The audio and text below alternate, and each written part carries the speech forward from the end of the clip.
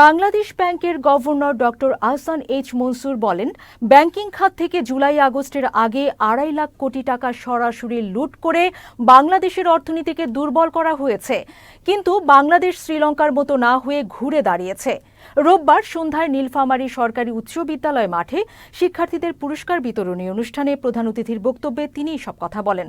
আগামীতে বাংলাদেশের অর্থনীতি ও সার্বিক উন্নয়নে নতুন প্রজন্মকে এগিয়ে আসার আহ্বান জানান বাংলাদেশ ব্যাংকের গভর্নর। সৎ সাহস এবং উদ্দেশ্য এটা কিন্তু আমাদেরকে গর্বিত করে। I was proud of Bangladesh at that time. I was a staff member of the IMF তখন।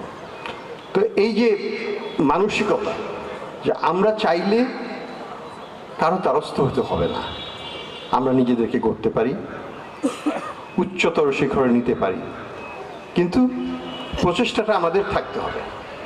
প্রচেষ্টাটা বাইরে থেকে আসবে না, এটা বিদেশি কেউ দিবে না, বিশ্বব্যাংক, IMF বা জাপানি বা ইউরোপিয়ান গভর্নমেন্ট বা কেউ দেবে না। এটা আমাদেরকেই করতে হবে, আমাদের দেশকে, এবং অপরিসীম সম্ভাবনা আমাদের আছে।